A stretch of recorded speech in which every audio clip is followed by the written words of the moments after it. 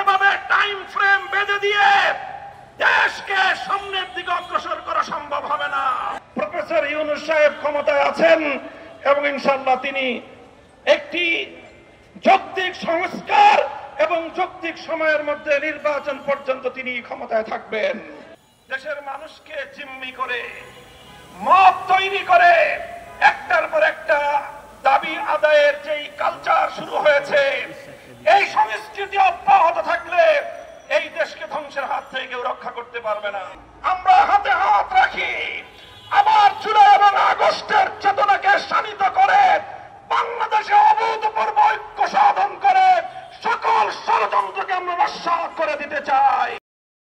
আমাদের সেনা প্রধান বাংলাদেশের অন্যতম স্তম্ভ, যার যার জায়গা থেকে আপনারা দায়িত্ব পালন করুন।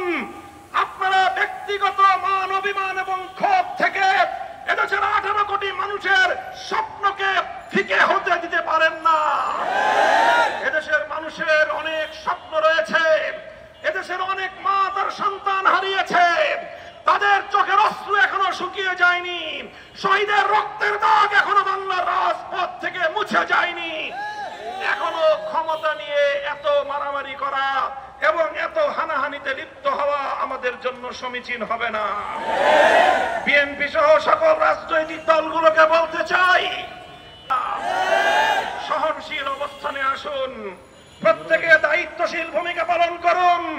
হেফাজতে ইসলাম বাংলাদেশ বাংলাদেশের আধ্যাত্মিক সংগঠন এবং সকল রাজনৈতিক সংগঠনগুলোর অভিভাবক সংগঠন হিসেবে ঐতিহাসিক ভূমিকা পালন করবে ইনশাআল্লাহ।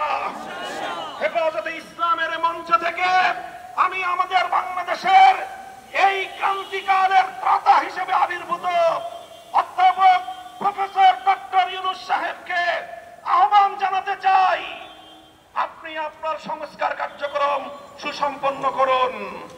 এদেশের রাজনৈতিক দলগুলোকে সঙ্গে নিয়ে নির্বাচন ব্যবস্থার আমূল সংস্কার সাধন করুন।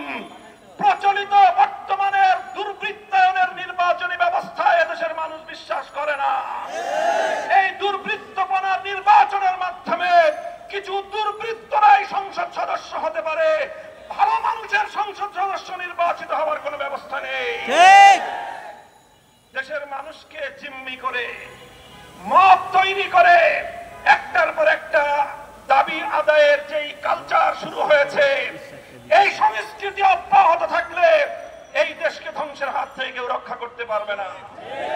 বিগত ফ্যাসিবাদী সরকারের যারা দোসর ছিল, যারা পৃষ্ঠপোষক, ফ্যাসিবাদের জন্মদাতা যারা, তারাই আমরা লক্ষ্য করছি আমাদের মধ্যকার পারস্পরিক দ্বন্দ্ব সংঘাতগুলোকে উস্কে দিয়ে বাংলাদেশকে ধ্বংসের দ্বার প্রান্তে তারা উপনীত করবার চেষ্টা করছে।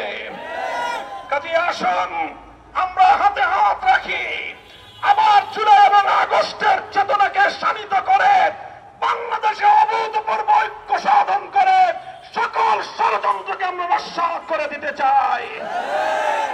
ছাত্র নেতৃবৃন্দ, তোমাদেরকে আমি বলবো, তোমাদের ত্যাগ, তোমাদের কোরবানি, জুলাই এবং আগস্টের বিপ্লবে তোমাদের ঐতিহাসিক নেতৃত্ব এদেশের মানুষ 1000 বছর পর্যন্ত স্মরণ করবে।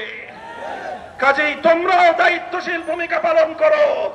রাজনৈতিক দলগুলোর সঙ্গে অযথা বাক বিতণ্ডায় জড়ানোর কোনো প্রয়োজন নেই।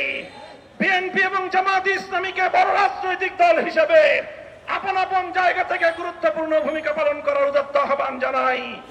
ইসলামী আন্দোলন বাংলাদেশ সহ সকল রাজনৈতিক দলগুলোকে ঐক্যবদ্ধভাবে চলমান এই পরিস্থিতিকে মোকাবেলা করবার উদাত্ত আহ্বান জানাই। ইনশাআল্লাহ আমি আপনাদেরকে আজকের মঞ্চ থেকে বাংলাদেশের মানুষকে আমি আশ্বস্ত করতে চাই, ইনশাআল্লাহ জুলাই এবং আগস্টের সকল অংশীজনরা ঐক্যবদ্ধভাবে এই বাংলার বিরুদ্ধে পরিচালিত প্রতিটি ষড়যন্ত্রকে প্রতিহত করবে ইনশাআল্লাহ। প্রফেসর ইউনূস সাহেব ক্ষমতায় আছেন এবং ইনশাআল্লাহ তিনি একটি যৌক্তিক সংস্কার এবং যৌক্তিক সময়ের মধ্যে নির্বাচন পর্যন্ত তিনি ক্ষমতায় থাকবেন।